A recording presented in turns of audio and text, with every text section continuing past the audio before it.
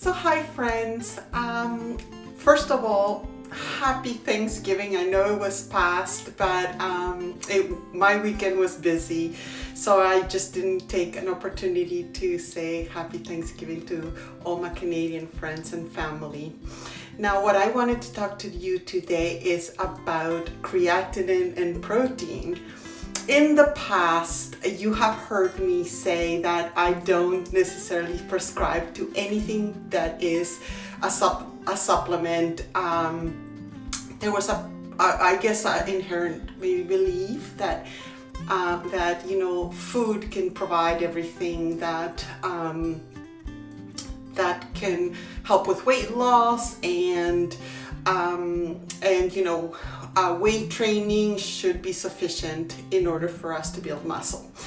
Now I think I'm exploring at this point two things that I have no idea there is whether they work. What I have seen in the research, there's mixed studies that say creatinine is great, which is I'm taking this. I don't necessarily endorse this particular brand because this one was the cheapest. Creatinine helps with performance and with muscle buildup, and then I have protein, whatever protein is cheap again or on sale, either protein shake if it's on sale, this if it's on sale. The reasonings behind that is because when I'm cutting, I have an amount of calorie that I can play with, and this calorically, this is actually less calories, more protein, but I digress. That's actually not the conversation I want to have. And before I begin, my name is Jessica, and I engage in conversation about weight loss, weight-related disease education, and how to achieve weight loss in an affordable way that honors your way of living. So this is the conversation I actually want to have, is changing your mind or changing the way you think in relation to your weight loss to approach it in a way that invites ideas that might actually work. What does that mean? Well, I never thought I would start doing the supplements. I really didn't. I thought again that having food sufficient, it would be sufficiently enough. However, my age group, or rather women my age bracket, tend to have not as much protein as they should have, just because even from the gastral perspective, it's just like really hard. We start getting symptoms of heartburn and things like that, and then there's the fact that sometimes it's just way too heavy. We don't have time. We gravitate to things that are quicker. So all these things. So because of that, for me, I've decided to take this on.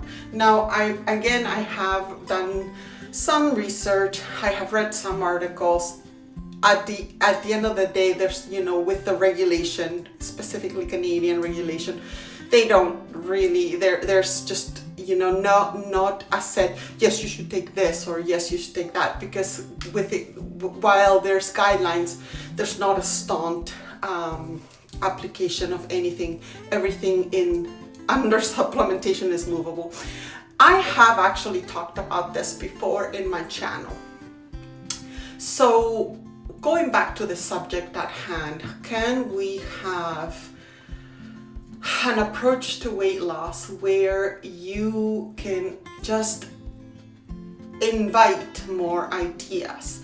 Because for me, for example, when I started my weight loss, I actually did not count calories.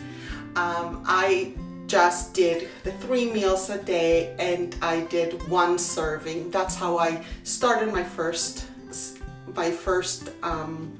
the first few months. Then after that, I did the non-judgmental thing. Now, actually, having said that, I had embraced keto the first thing when all my numbers were really bad. My doctor suggested less carbs, not necessarily keto. I introduced keto. Keto wasn't working for me because I missed carbs. And then I went to just having meals, only one serving. After that, I did the non-judgmental calorie counting, in which took me into a calorie deficit and calorie counting. I have been doing calorie counting ever since.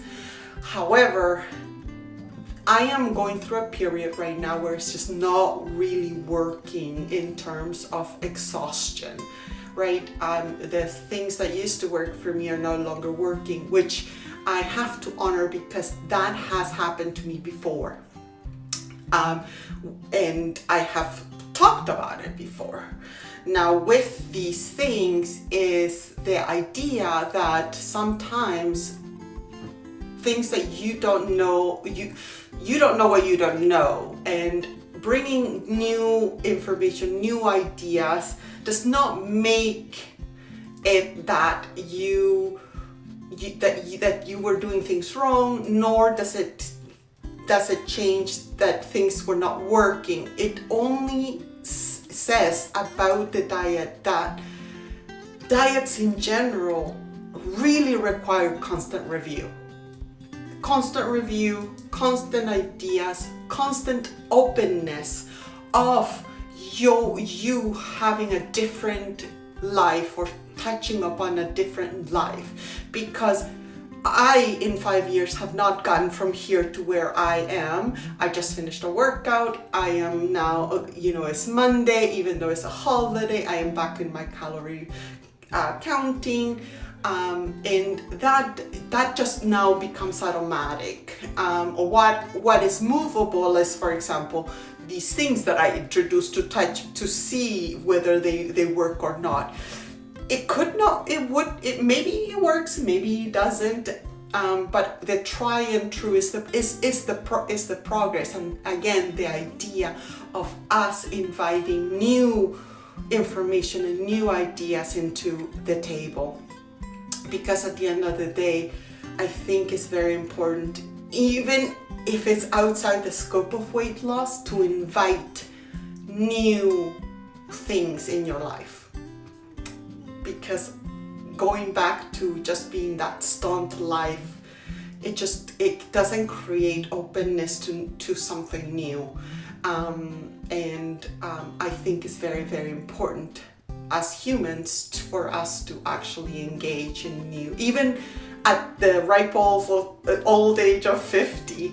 I think that it doesn't matter age. You can invite a new life or imagine yourself in a new life. Imagine yourself being an athlete. Imagining yourself being whatever it is that you want to do. Because at the end of the day, this is your life. It is your journey.